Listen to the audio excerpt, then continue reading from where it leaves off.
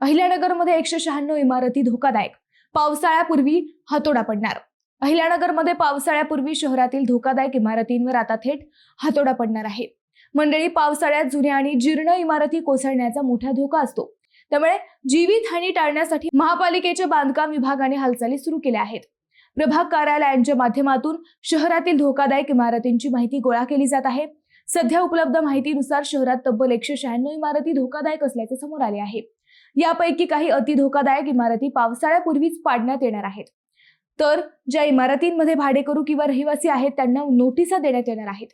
मात्र इथेच एक मोठी अडचण आहे, कारण सुमारे 100 पेक्षा जास्त इमारतींमध्ये भाडेकरू राहतात। अनेक वर्षांपासून त्या ठिकाणी राहत असल्यामुळे ती जागा सोडण्यास तयार होत नाहीत।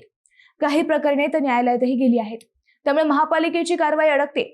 शहरातील माळीवाडा, चौपाटी कारंजा, जुने न्यायालय परिसर, चितळे रोड, झेंडी गेट आणि गौरी घुमट, नवी पेठ, कापड बाजार अशा मध्यवर्ती आणि वर्दळीच्या भागात या इमारती आहेत।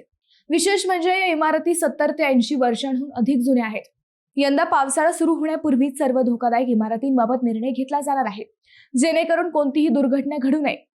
मंडळी, हा विषय फक्त इमारतीचा नाही तर नागरिकांच्या सुरक्षेचा आहे, त्यामुळे वेळेत निर्णय होणं खूप गरजेचं आहे।